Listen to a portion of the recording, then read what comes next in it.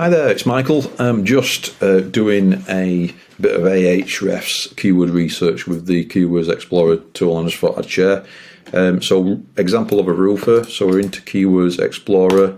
This video is aimed at anybody who wants to learn to do some keyword research. This is my approach. A quick disclaimer: SEO is a long-term plan. It's not something that you do for a couple of weeks and then expect absolutely massive results. So think of it as a long-term strategy to be fitted in with a wider digital marketing plan. And if you've got that mindset, then you'll do well with SEO. So Ahrefs is a fantastic tool. I do use other tools as well, like Screaming Frog, SEMrush. Ahrefs, I've used the tool for nearly 10 years now, and it has been really good to me. So what we're starting off with is a very generic term, so roofer. Notice that I haven't typed in roofing. I've typed in roofer because I think there's higher commercial intent in that. So just a bit of basics about keywords in general. When somebody types in a keyword into Google, they'll have different intents. So what is the reason why they're typing in? What kind of information they want to get back? Is it informational? Is it commercial intent? And there's a few others. I'll just stick to those two anyway. There's other types of intent. So basically, in that buyer journey, so somebody's wanting a new roof or to fix a leaky roof, so repair or a new roof. Sometimes they might not know what they're looking for. Obviously, to engage with a company, they've got to know, like, and trust that company as well. So having things on the website like reviews, so that social proof, projects that they've finished, so they can see different roofs like flat roof, etc. Understanding that all the context. Understanding how to contact that roofer, understanding a bit about how the project might be carried out, and things like that. Maybe helping to dissipate some of the concerns that a client might have, like are they going to turn up on time. So looking at some reviews which say turned up on time, quality work, things like that. So think about the USP, is it quality, and all that kind of thing. Also, it might be worth, if you're a roofer who's watching this and you're thinking about doing SEO for your own website, or perhaps you're an SEO consultant just starting out and you want some questions to ask, it's always worth asking some questionnaires or quizzes of a roofer's existing clients, basically. So what are the things that made you as a client choose us as a roofing company, basically? Was it the reviews where people said we're quality, on time, cleaning up after yourself, tidying up and things like that? These are the main things. So it's worth understanding your audience, your target audience as well, before you start to do any keyword research. So we'll dive into keyword research.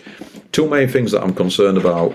We want to make sure that the website has got enough pages to satisfy the search, and the search will, like I said, we'll just boil it down to those two intents. There are other search intents that we can consider, but I'm just going to keep it simple for this video. So people are either searching for information or to buy right now, yeah? And usually people are looking for information first because they don't know, like, or trust that company yet. So they want to know things like what the project's like and all that kind of thing. So questions that you could ask. And I would usually say, as a roofer, note down the questions or kind of jog your memory on the questions that your clients usually ask you. So prospects, when they first come on the phone, what do they ask you? Could be how soon can you come out? It could be what's the process, basically? What does it cost? What's the price range? What does this type of roof, new roof cost? I know you have to do a survey, but how much information can you get out of your head onto the website that would help somebody who's searching 24/7 with a problem with a roof?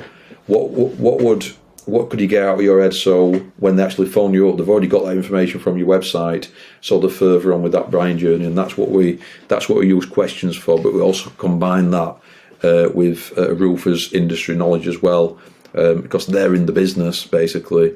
And we combine that with this work. And then what we do is we create pages and content, FAQs and blog posts around that based on priority. So depending on budget, if that roofer can only, at this time, if they're only comfortable with making that investment into X number of content, then we can prioritise based on this volume and the impact that we think it'll have on the business, basically.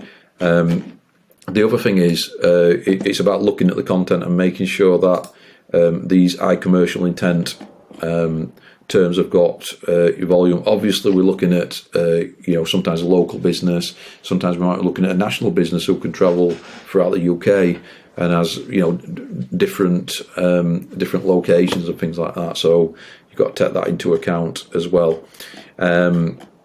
So once we've looked at the keyword research, we can then start to put that into a plan. And it really is interdisciplinary. So you've got website design, you've got new pages, content writing, copywriting, so persuasive sales copy and things like that. Getting people to take action with scarcity and all that kind of thing. So at the end of the day, you've got to think from the prospective client's point of view, and when they're on Google looking for whatever business it is, roofer in this context, does it tick all the boxes? Can they get a lot of the information they need from the website without having to make that call? Are you warming up your customers basically by answering their questions? And you've got to be selective with some of these questions because they're not going to be relevant, like how much does a roofer make? That's more somebody who's thinking of becoming a roofer. But just if somebody's typing in what qualifications do you need to be a roofer, yeah, again, that's not really relevant. But if you can list your qualifications on there, that's obviously something that's important and all that kind of thing. So you've got to take some of these with a pinch of salt. Sometimes they're not going to be relevant for your business, but it's great to bear these in mind and look at these volumes as well. Just a little bit more about how to use the tool itself. We've given United Kingdom as an example, but you can also look at volume for any country. Well, all the countries on here anyway. So and you've also got trends over time as well, which is really interesting. You can also take a step back and look at read a bit around the subject as well. So other less specific. So people might type in roofing contractors. People might type in roof repair. So I'm either looking for repair or new roof, basically, which is good. Roofers in my area, roofers near me, and things like that. And you can build this into the content as well, which is good. Obviously, somebody looking for roofers insurance will be a roofer themselves, so you don't need to include that. There might be an argument actually to have a little section to help roofers as well, which is not going to be your main audience, but just to get those kind of numbers up and become that complete resource. So you'll have to decide if that's appropriate for that particular company we're working with or your particular company. So those are things that you can do there. But what we do is we call it creating skyscraper content. So you could have maybe a blog post about how much do roofing services cost and go through a wide range of roofs and flat roofs, etc., stuff like that. And then you could give away like 95% of the information for free on the blog. But then you just want to take the email with a lead magnet, and then you can provide an ultimate guide in PDF format, so in ebook as well. So those are techniques to get in an email address on that first visit. So you can, if you've got somebody who's not in that buyer mode at the moment, that or searched by that buyer intent kind of keyword, you can capture them now and then start to drip feed them information about the service and build that trust in that kind of way. So those are some of the ways that you can use this tool. I found this interesting. If you want to comment with anything else you'd like to know and anything like that, or any other videos you'd like to do, then get in touch.